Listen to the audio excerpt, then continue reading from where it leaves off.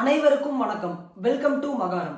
இன்னைக்கு இந்த பதிவுல நம்ம எதை பத்தி பார்க்க போறோம்னா, இந்த மனம் அப்படிங்கிற விஷயத்தை பத்தி கொஞ்சம் பேசலாம் அப்படிங்கிற மாதிரி இருக்கும். ஏன்னா மனம் அப்படிங்கிற ஒரு விஷயத்தை பத்தி நிறைய பக்கம் நிறைய பேர் பேசிட்டு இருக்காங்க. மனம் ஒரு குரங்கு, இல்ல மனசை கட்டுப்படுத்தினாதான் நம்மளால எல்லாம் பண்ண முடியும். மனம் தான் நமக்கு மிகப்பெரிய எதிரி, மனம் தான் நமக்கு தடையே, இந்த மாதிரி நிறைய கருத்துக்கள் அப்படிங்கிறது போயிட்டு இருக்குது. ஆனா இதெல்லாம் எப்படி அப்படின்னா எனக்கு ஒரு தேவையில்லாத செடி வளருது. அந்த செடியில இருக்கிற அந்த அந்த கிளைகளை மட்டும் நான் வெட்டி வெட்டி எறிகிறேன். ஆனாலும் எனக்கு அந்த மரம் திருப்பி வளர்ந்துட்டே இருக்கு, என்ன பண்றது அப்படிங்கிற மாதிரியான ஒரு கேள்விதான் இந்த இடத்துல எல்லாருமே முன்வைக்கிறாங்க. இந்த மரம் அப்படிங்கிறது நமக்கு தேவையில்லை அப்படின்னா அதோட வேரை நம்ம முழுசா அறுத்தா மட்டும்தான் அந்த மரம் திருப்பி வளராம இருக்கும். அதை விட்டுட்டு கிளைகளை மட்டுமே நம்ம வெட்டிட்டு போனோம்னா அந்த மரம் திருப்பி திருப்பி பெருசா வளர்ந்துட்டு தான் இருக்கும். அந்த மாதிரி ஒரு கான்செப்ட் தான் இந்த மனம் அப்படிங்கிற ஒரு விஷயம். அதை பத்தி இன்னைக்கு கொஞ்சம் டீட்டெயில்டா விரிவா இந்த வீடியோல பார்க்கலாம் வாங்க.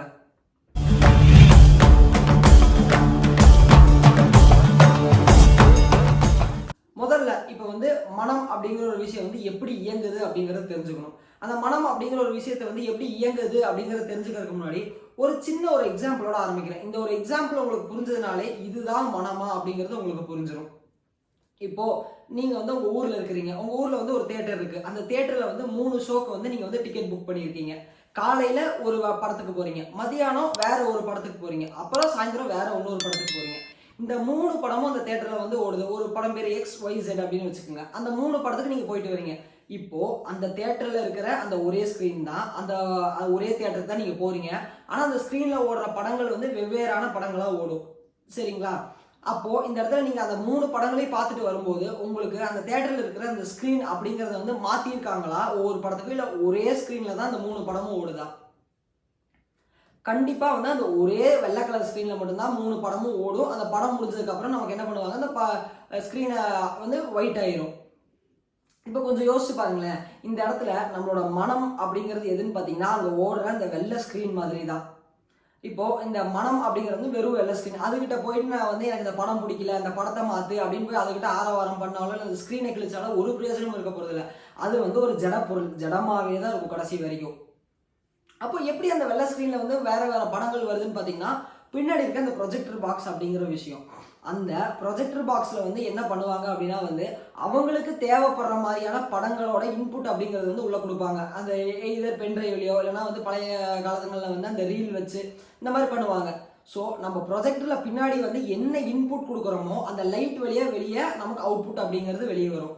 புரிஞ்சதுங்களா? ஸோ நம்ம மனம் அப்படிங்கிற அந்த ஸ்கிரீன் கிட்ட போய் என்ன போராட்டம் பண்ணாலும் பிரயோஜனமே கிடையாது. இந்த ப்ரொஜெக்டர் பாக்ஸ்ல கரெக்டா நம்ம கை வைக்க தெரிஞ்சிருச்சு, இந்த ப்ரொஜெக்டர் பாக்ஸ் நமக்கு ஆன் ஆஃப் பண்ண தெரிஞ்சிருச்சு, நமக்கு தேவையான படங்கள் அதுக்கு போட தெரிஞ்சிருச்சுன்னா நமக்கு என்ன விருப்பமோ நமக்கு என்ன பிடிச்சதோ அது மட்டும் தான் நம்மளோட ஸ்கிரீன்ல ஓடும். தேவையில்லாதப்ப அந்த ஸ்கிரீன் அந்த ப்ரொஜெக்டர் பாக்ஸ் ஆஃப் பண்ணா மனம் பிளாங்க் ஆயிரும், அந்த ஸ்கிரீன் பிளாங்க் ஆயிரும். இதுதாங்க இந்த இடத்துல கான்செப்ட். இதை தெரிஞ்சுக்காம எல்லாரும் நான் மனசை கட்டுப்படுத்துறேன், இல்லைனா நான் மனசை ஏன் கட்டுக்குள்ள கொண்டு வரேன், மனசுக்கு நான் பயிற்சி பண்றேன், அந்த ஸ்கிரீனுக்கு போய் நீங்க என்னத்தை பயிற்சி பண்ண போறீங்க? அது வெறும் ஜடப்பொருள். நீங்க அக்யூமுலேட் பண்ற எல்லா தாட்ஸும் சேர்ந்துதான் கடைசியில உங்களுக்கு ஒரு மனமா நிக்குது. சரிங்களா? இந்த இடத்துல நான் சொன்ன ப்ரொஜெக்டர் பாக்ஸ் அப்படிங்கிறது பாத்தீங்கன்னா உங்களோட சித்தம் அப்படிங்கிற ஒரு விஷயம். சித்தம் அப்படிங்கிறது பாத்தீங்கன்னா அதுல பிரசன்ட்டும் இருக்கும், நம்மளோட ஃபியூச்சரும் இருக்கும், ஏன் அதுக்கு முன்னாடி இருக்க பாஸ்டும் இருக்கும். இதனாலதான் பாத்தீங்கன்னா இப்ப நம்ம திடீர்னு ஒரு ஆன்மீகத்துல ரொம்ப உயர்ந்த நிலை இருக்கவங்க, இல்லைன்னா ஒரு சித்தர்கள் இவங்க கிட்டதான் போகும்போது அவங்களால எப்படி முக்காலத்தையும் கணிக்க முடியுது? ஏன் இந்த பிரபஞ்சத்தோட ரகசியங்கள் அவங்களுக்கு மட்டும் தெரியுது அப்படின்னா அது அவங்களுக்கு மட்டும் இல்லைங்க, உங்களுக்குமே அதெல்லாமே தெரிய வரும். எப்படி தெரிய வரும்னா இந்த சித்தம் அப்படிங்கிற ஒரு விஷயத்த நம்ம என்னைக்கு டேப் பண்ண நமக்கு தெரியுதோ, சித்தத்தை கரெக்டா நமக்கு எப்ப கையாள தெரியுதோ அன்னைக்கு இந்த அண்ட சராசரத்தோட ஞானமுமே உங்களுக்குள்ள புரிஞ்சிருக்கும். இந்த உலகம் எப்படி தோன்றுச்சுங்கிறதுல இந்த உலகம் எப்படி பரிணாம அடுத்து இந்த உலகம் எப்படி அழிய போகுதுங்கிறது வரைக்கும் உங்களுக்குள்ள எல்லாத்தையுமே ஒரு சின்ன சிப்பா உள்ள வச்சிருக்காங்க. ஸோ அதனாலதான் ஒரு பெரிய உயர்ந்த கட்ட நிலையில இருக்கவங்க முன்னாடி போகும்போது நீ பூர்வ ஜென்மத்தில் இப்படி இருந்த, இல்ல நீ இதுக்கு முன்னாடி இந்த மாதிரி இருந்திருக்க, இப்ப நீ இந்த மாதிரி இருக்க, அடுத்து இந்த மாதிரி செயல்கள் செய்யாதான் உனக்கு பிரச்சனை வரும், இல்ல செய் அப்படின்னா ஏன் அப்படி சொல்றாங்க அப்படின்னா இதெல்லாமே மறுபடியும் பாத்தீங்கன்னா பியூரான சயின்ஸ் தான். ஏன்னா நம்ம பிரெயின்ல சில இடங்கள் ஆக்டிவேட்டே நம்ம பண்ணாம வச்சிருப்போம். சில நியூரான்ஸ் சில நர்வ்ஸ் எல்லாமே பாத்தீங்கன்னா 0 ஸ்டேட்ல இருக்கும், இது வரைக்கும் டெட்ல இருக்கும். அதை நம்ம திருப்பி அதுக்கு உயிரோட்டம் கொடுக்க ஆரம்பிச்சோம் அப்படின்னா எங்கெங்கெல்லாம் நம்ம இது வரைக்குமே மோஸ்ட்லி நம்மளோட மூளை வந்து 100% யூஸ் பண்றோம். ஆனா அதோட எஃபிஷியன்சி அப்படிங்கிறது வந்து நம்ம வந்து கம்ப்ளீட்டா வந்து யாருமே யூஸ் பண்றது இல்லை. ஏன்னா நம்ம வந்து சில இடங்களை வந்து நம்ம தூண்டாமே இருக்கோம். இப்போ ஒன்றும் இல்லை, இப்போ நம்ம எல்லாருமே லெஃப்ட் பிரெயின்ல வந்து நம்ம மோஸ்ட்லி வந்து நம்ம எல்லாரும் யூஸ் பண்ணுவோம். இதுல வந்து சிலர் பார்த்தீங்கன்னா ரைட் பிரெயின் வந்து கொஞ்சமா யூஸ் பண்றதுக்கே அவங்களால வந்து எவ்வளோ பெரிய விஷயங்கள் யூஸ் பண்ண முடியுதுன்னு யோசிச்சுங்க. அப்போ நம்ம பிரெயின்ல வந்து இது வரைக்குமே வந்து தொடாத பார்ட்ஸ் அப்படிங்கிறது எக்கச்சக்கமா இருக்கு. அதுலலாம் நம்ம வந்து கொஞ்சம் கொஞ்சமா இந்த பயிற்சிகள் மூலியமா நம்ம வந்து அதை ஆக்டிவேட் பண்ணும்போது கிடைக்கிற அந்த விஷயங்களை தான் வந்து நம்ம சித்திகள் அப்படிங்கிற மாதிரி சொல்லுவோம். அது சக்திகள்னு சொல்லலாம், இல்லை சத்துக்கள்னு சொல்லலாம்.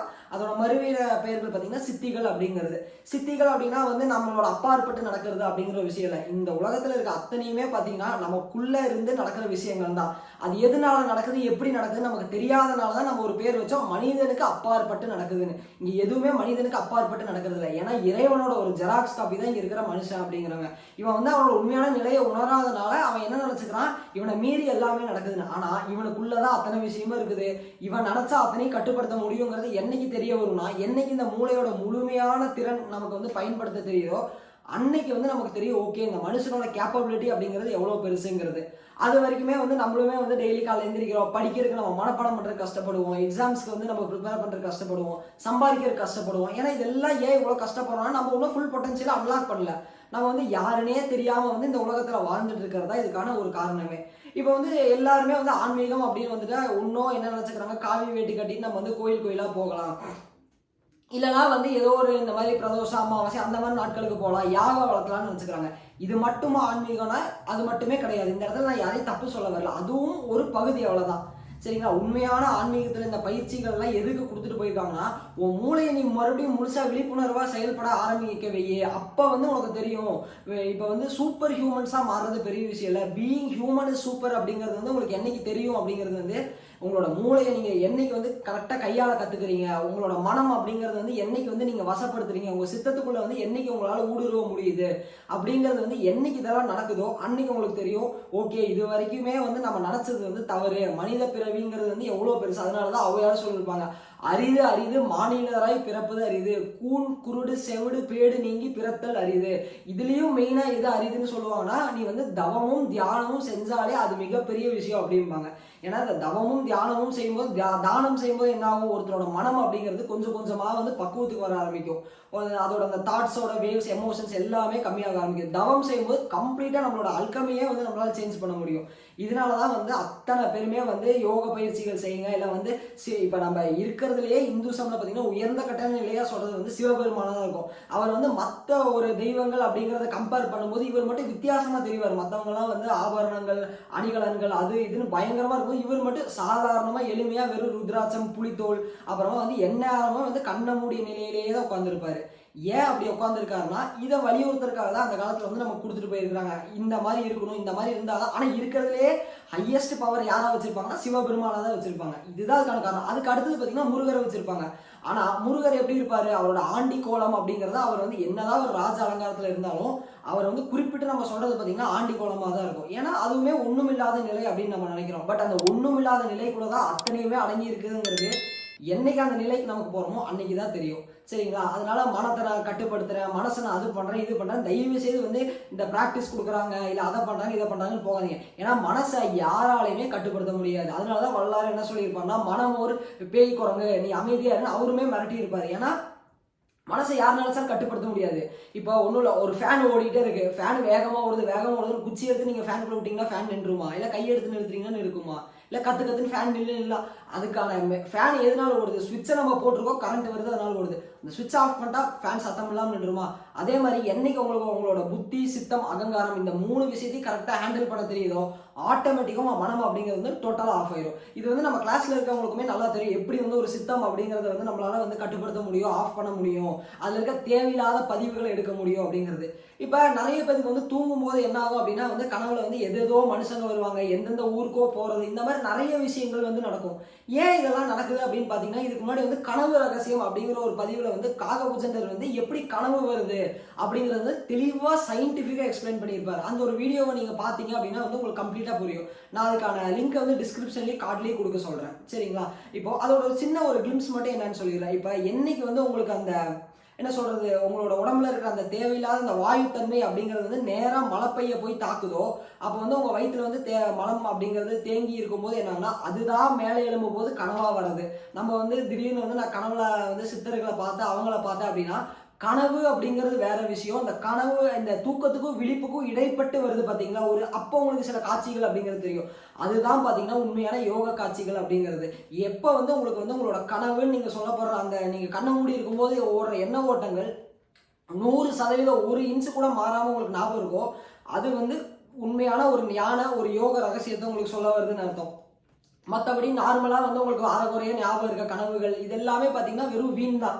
அதை வச்சு நீங்கள் எதுவுமே வந்து நினச்சிக்க வேணாம். திடீர்னு யாருக்கும் ஆக்சிடென்ட் ஆகுது அப்படின்னா ஐயோ நான் உங்களுக்கு ஆக்சிடென்ட் ஆயிருமோன்னு பயப்பட வேண்டாம். நீங்கள் என்னைக்கு அந்த தூக்கத்துக்கும் விழிப்புக்கும் நடுவில் இருக்கிற நிலையில வந்து ஏற்படுதோ அது மட்டும்தான் உண்மையாலுமே செயல்படும். ஏன்னா அப்போ வந்து நம்ம சித்தம் அப்படிங்கிற ஒரு விஷயத்து கூட வந்து ஒரு கனெக்ஷனில் இருக்கும்போது அது வெளியே எடுத்து தரும் அடுத்து என்ன நடக்க போகுது அப்படிங்கிற விஷயம். நீங்களுமே வந்து கரெக்டான பயிற்சிகளை சரியான இடத்துல வாங்கி கரெக்டாக பண்ண உங்களுக்குமே இந்த விஷயங்கள் எல்லாமே சர்வசாதாரணமாக வர ஆரம்பிக்கும். அதனாலதான் வள்ளலார் என்ன சொல்லுவாருன்னா, சிறு ஒளி தோன்றும் அதை கண்டு பல்லிழித்து உட்கார்ந்து விடக்கூடாது அப்படிம்பாரு. ஏன்னா இந்த மாதிரி விஷயங்கள்லாம் இது வரைக்கும் நம்ம பார்த்ததே இல்லை. அடுத்து என்ன நடக்க போகுதுன்னு தெரியும். இப்போ ஒருத்தர் முன்னாடி வந்து நின்னாருன்னா அவரோட எனர்ஜி ஃபீல்டு என்னங்கிறது தெரியும் நமக்கு. ஸோ இதெல்லாம் பார்க்கும்போது நம்ம ஆச்சரியப்படுவோம், ஐயோ நம்மளும் பெரிய மனுஷன் ஆகிட்டோம், நமக்கும் பெரிய பெரிய பவர். ஆனால் இதெல்லாம் ஒன்றுத்துக்குமே கிடையாது. இதெல்லாம் ஸ்டார்டிங் வெறும் 0.1% வர அந்த ஒரு பவர்ஸ் அப்படிங்கிறத நம்ம புரிஞ்சுக்கணும். அதை தாண்டி தாண்டி தாண்டி போயிட்டே இருந்தோம்னா தான் வந்து நமக்கு இறுதி நிலையான இறைவனோட அந்த தன்மை அப்படிங்கிறது என்னன்னு தெரிய வரும். கடைசியில் அங்கே இல்லை, அங்கே இருக்கிறது வந்து ஒன்றுமில்லாத தன்மை தான். பட் நம்ம வந்து வெறும் வாய் வார்த்தையே இறைவன் ஒன்றுமில்லாத தன்மையில் இருக்காரு, நானும் அந்த தன்மைக்கு போறேன்னா சத்தியமா போக முடியாது. நீங்க அந்த நிலை அப்படிங்கிறது வந்து என்னன்னு நீங்க அந்த இடத்துல போய் உணர்ந்தீங்கன்னா மட்டும்தான் உங்களுக்கு தெரியும். அந்த உண்மையான அந்த ஞானம் அப்படிங்கறது வந்து மலரும் போது எப்படி இருக்கும், இறை தன்மையை வந்து உணரும் போது தான் தெரியும் இறைவனோட தன்மை என்ன அப்படிங்கிறது. ஸோ அது எல்லாமே வந்து எங்கேயும் டெஃபனிஷனா தேடாதீங்க. இல்லைன்னா வந்து வெறும் புக்ஸை பார்த்து இப்படிதான் இருப்பாருங்கிறதெல்லாம் இது பண்ணிக்காதீங்க. அவங்க வந்து இப்படி இருப்பாங்கன்னு சும்மா அவங்களோட அனுபவத்தை காட்டிய சொல்லிட்டு போயிருக்காங்களே தவிர நீங்க தானா வந்து அனுபவிச்சு பாருங்க. அப்பதான் தெரியும் இறைத்தன்மைனா என்ன, உண்மைனா என்ன அப்படிங்கிறது. அது வரைக்குமே வந்து யாரையுமே வந்து நம்பி இவங்க தான் பெரிய ஆளு இல்லை இவங்க தான் சின்ன ஆளு, அடுத்து வந்து மனுஷ ரூபத்தில் இருக்கவங்க கிட்ட வந்து கொஞ்சம் சொல்லி கொடுத்துட்டாங்கன்னா அவங்கள குருன்னு புகழ்றது இல்லை காலில் போய் விழுகிறது, இந்த மாதிரி வேலைகள்லாம் வேண்டாம். என்னைக்குமே ஒரே குரு ஒரே ஒருத்தர் யாருன்னா நம்மளோட இறைவன் மட்டும்தான். அவர்கிட்ட மட்டும் என்னைக்குமே சரணாகதி அப்படிங்கிறத வச்சுக்கோங்க. உங்களோட வாழ்க்கையில வந்து முழுமையான ஞானம் அப்படிங்கிறது கண்டிப்பா மலரும். நன்றி. அடுத்து வந்து இது சிறப்பான ஒரு பதிவுல சந்திக்கலாம்.